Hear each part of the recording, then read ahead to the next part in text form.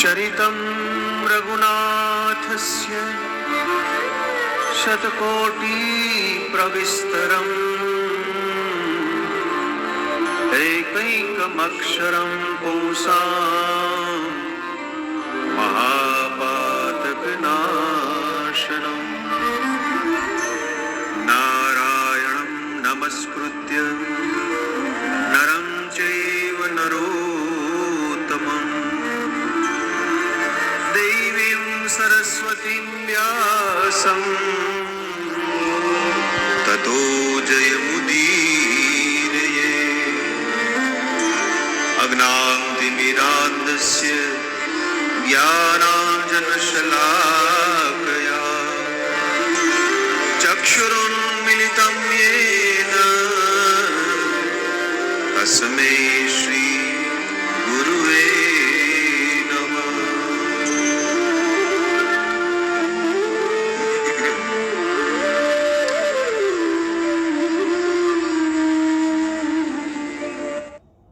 If you are watching this video right now, it means you still have access to the quantum AI system. Hari ओम शन्नो मित्रः शं वरुणः शं no भरत्यमा शं no इन्द्रो बृहस्पतिः शं नो विष्णुरुक्रमः नमो ब्रह्मणे नमस्ते वायो त्वमेव प्रत्यक्षं ब्रह्मासि त्वमेव प्रत्यक्षं ब्रह्म वदिष्यामि व्रतं वदिष्यामि सत्यं वदिष्यामि तन्मामवतु तद्वक्तारमवतु अवतु माम् अवतु वक्तारम्।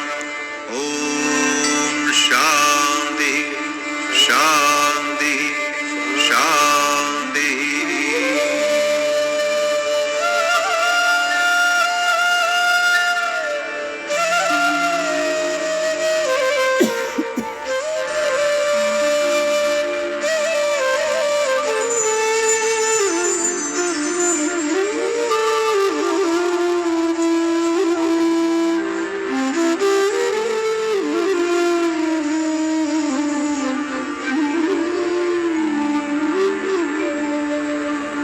परमात्मा श्री सीताराम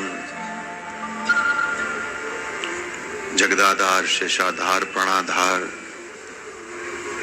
मर्यादा पुरुषोत्तम भक्तवत्सल पतित पावन इनके जुगल चरणान्वित में सर्वप्रथम हमारा कोटि कोटि दंडवत प्रणाम। ब्रह्मा विष्णु महेश के चरणान्वित में हमारा कोटि कोटि दंडवत प्रणाम। 33 करोड़ देवताओं के चरणान्वित में हमारा कोटि कोटि दंडवत प्रणाम। साधु संतों योगियों जतियों मुनियों सिद्धों विप्रगण आप सबके चरणान्वित में हमारा कोटि कोटि दंडवत प्रणाम। शक्ति स्वरूपा नारियों भद्र पुरुषों एवं प्यारे बाल गोपालों आप सबके चरणान्वित में हमारा कोटि कोटि वंदन। भगवान चंद्रमौली पशुपतिनाथ त्रयंबक जहां मर्यादा पुरुषोत्तम राघवेंद्र सरकार ने लोकवत्तु लीला केवल्यम ब्रह्मसूत्र कहता है। गोदावरी के किनारे जहां गौतम महाराज की वास्तव में तपस्थली और श्रापित भूमि भी जो है वही भगवान शिवजी महाराज के बारे में भगवान वेद ने जब ये कहा है कि विश्राम स्थानम एकम, यहाँ आने के बाद विश्राम मिलता है, आराम मिलता है।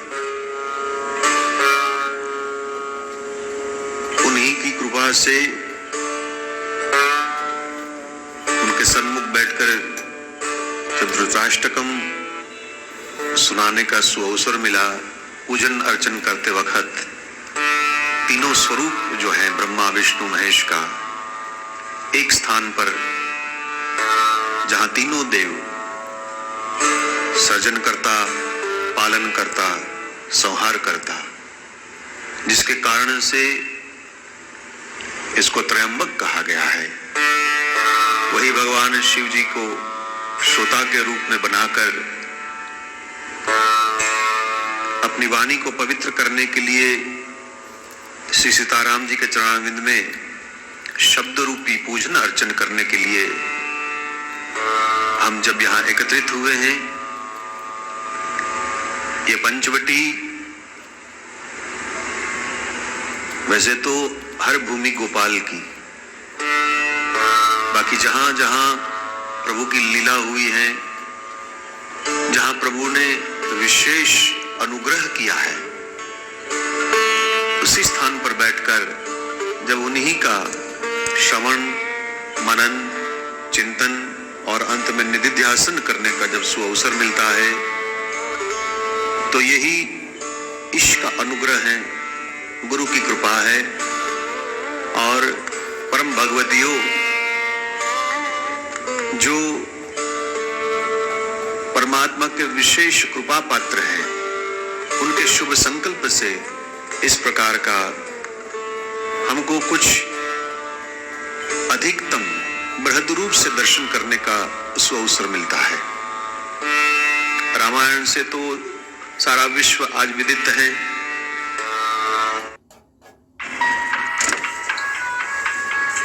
Love the style, Rahul sir. Inspiring, sir. Really? And that email you sent? Amazing. आधुनिक माध्यम से आज महात्माओं का विचार ही नहीं, एक मनोरंजन के रूप में से भी दुनिया के कोने कोने तक मर्यादा पुरुषोत्तम राम की आज नाम गुंजाराव जो हो रहा है, और वो भी कलयुग में। बाकी यहाँ बैठकर हम रामायण का कुछ अंश जो है, जब हम पंचवटी में ही बैठे हैं, रामायण के बारे में कौन नहीं जानते। प्रभु का प्रागट्य अयोध्या में हुए, बाल लीला प्रभु की हुई, विश्वामित्र के यज्ञ की रक्षा करी, अहल्या का उद्धार किया, जनकपुर में जाकर स्वयंवर में प्रभु पधारे, जहां धनुष भंग, श्री सीता और राम जी का विवाह का प्रसंग, परशुराम जी का आगमन, अयोध्या में आना, कुछ विचार अनुमत जब नहीं हुआ, जिसके कारण से परमात्मा को वनवास मिले, वनवास में से श्री सीता जी का अपहरण हुए, सुग्रीव का साथ लेकर, भालू कपियों का साथ लेकर सीता जी का अन्वेषण किया गया।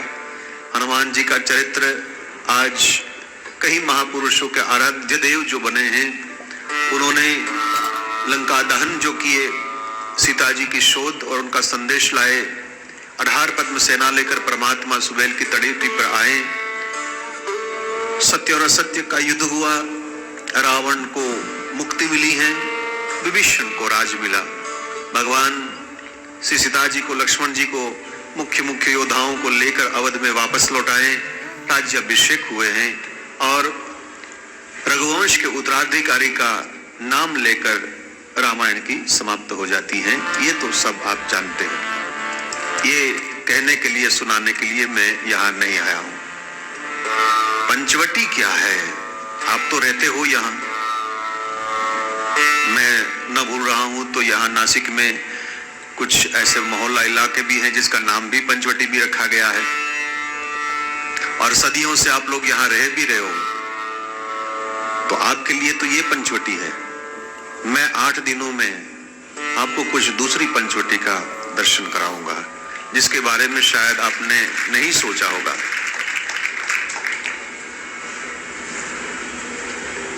बाकी तो जहां भगवान शिव जी महाराज विराजमान, ज्योतिर्लिंग में से एक तीर्थों का परम तीर्थ मेरी स्वयं की अनुभूति जो यहाँ की है। जब भगवान पशुपतिनाथ ने कृपा करी और उनके बारे में कुछ दो शब्द बोलने का मेरे को अवसर मिला था, मेरे जीवन की कुछ एक अलौकिक वो घड़ी थी और मेरे जीवन के पन्ने में मैंने बड़े प्रेम से उसको सजा कर रखा है। और वैसे ही तो रचि महेश निज मानस राखा, इसके आदि रचयिता राम के चरित्र जो हैं उसको लिखने वाले रचयिता जो कोई हो तो भगवान शिव जी स्वयं है। तो स्वाभाविक है कि जब सीताराम जी का ही लीला का कुछ आध्यात्मिक दृष्टि से हमें उनका दर्शन करना है तो उनका श्रोता और कोई नहीं शिवजी महाराज ही होता है। तो मैंने आपने सुना होगा कि आह्वान करने में मैंने उनका 11वां रुद्र अवतार जो है उसी का ही आगमन किया। आगच्छु वायु सुनो त्वं मया रामायणी कथा प्रारभ्यते भवश्रोता गृहाणासनम उत्तमम्। हे वायुसुत, हे पवन पुत्र हनुमान जी, आप पधारिए, मैं आपको उत्तम आसन दे रहा हूं और मैं जो राम का चरित्र सुनाने जा रहा हूं आप श्रोता के रूप में ही नहीं, आप संरक्षक के रूप में भी यहाँ विराजमान चाहिए। तो एक प्रणाली जो आ रही थी कि आइए हनुमंत विराजिए कथा कहूं मति अनुसार, उस छंद को छोड़कर मैंने उसको संस्कृत का स्वरूप दिया है और कुछ नहीं है इसमें। तो मुख्य श्रोता जो है शिव जी हनुमान जी ही है और जब हनुमान जी विराजमान है तो आपको और हमको बिल्कुल निश्चिंत होना है। देखो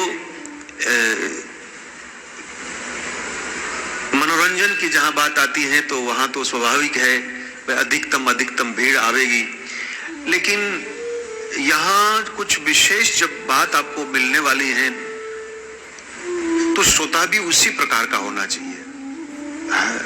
हमारे रहीम जी महाराज ने तो कह दिया कि ज्ञान पंथ ऐसो कठिन सबको निबत नाही। ये बासुंदी सबको पचती नहीं है साहब, बासुंदी कुछ कुछ लोगों को पचती है।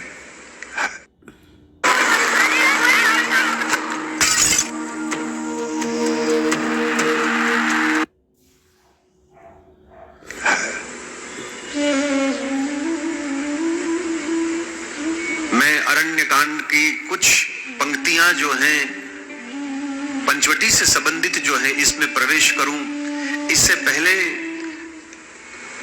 इनका आध्यात्म स्वरूप जो है उसको समझाने की मैं कोशिश करूंगा। पूज्यपाद गोस्वामी जी ने अपने मानस में बड़ी सुंदर तरह से स्पष्ट बताया है कि सप्त प्रबंध सुभग सोपाना ज्ञान नयन निर्खत मन माना। सप्त प्रबंध है, प्रबंध माने व्यवस्था। उनकी दृष्टि में तो घाट है। आप कभी कोई नदी के किनारे गए होंगे तो वहां घाट होते हैं, सीढ़ियां। तो गोस्वामी जी का ये मानस सरोवर जो है, रामचरित मानस यही नामा।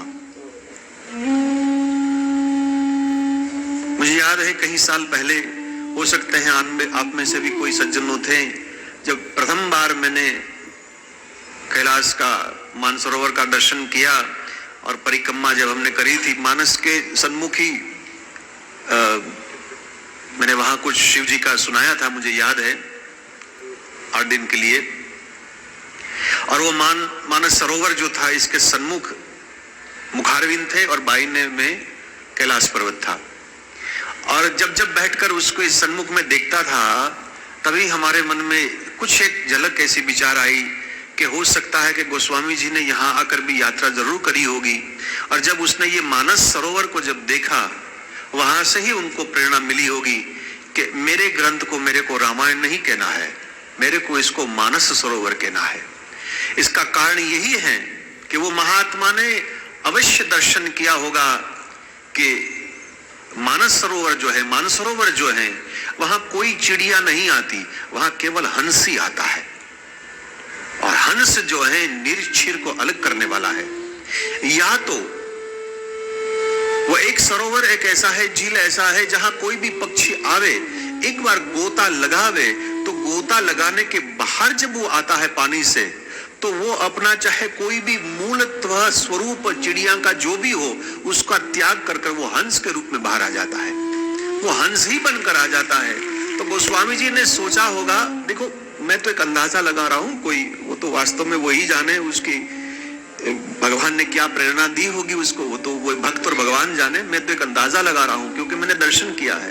उन्होंने यही विचार किया होगा कि मेरे में भी, मेरी रामायण, मेरी राम कथा के अंदर कोई प्रवेश करे, चाहे वो कैसा भी क्यों ना, अपि चेत से दुराचारो, वो भी इसमें गोता लगावे, इसके अंदर प्रवेश करे, और जब बाहर आवे तो वो भी एक विवेकी हंस बनकर अवश्य बाहर आने वाला है। ये विचार उसके मन में, मैं अंदाजा लगा रहा हूं, बाकी तो भक्त और भगवान की बात है। ये तो हमने भी उसका दर्शन किया है, हंसो आते वहां,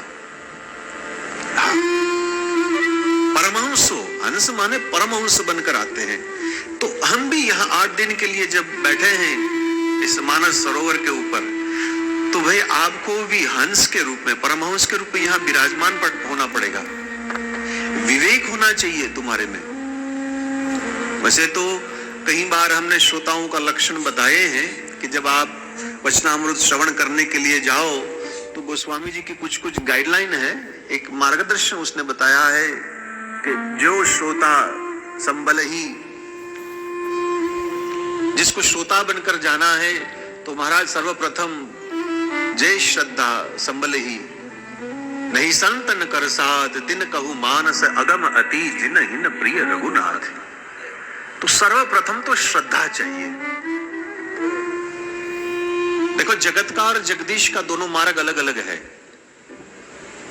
जगत में पहले हम जानते हैं और बाद में मानते हैं। जगदीश के मार्ग में पहले हम मानते हैं, बाद में जानते हैं। तो श्रद्धा, यहां व्यास गादी से जो भी बुलाया जाए, पहले आप मान लो, पहले मान लो, और जब समझ में आपको ना आए तो आपका स्वागत है, आप कागज के ऊपर लिखकर यहां रख दो, मैं जब भी आऊंगा उसको उठाकर मैं पढ़कर आपको जवाब दे दूंगा। मैं क्या, मेरे पीछे 4 वेद विराजमान है, वही जवाब देंगे, मैं तो जवाब कौन देने वाले। तो आपके मन में समझ में ना आवे तो चिट्ठी पर लिखकर यहां रख देना, भगवान वेद आपको जवाब दे देंगे। तो पहले श्रद्धा है। दूसरी बात,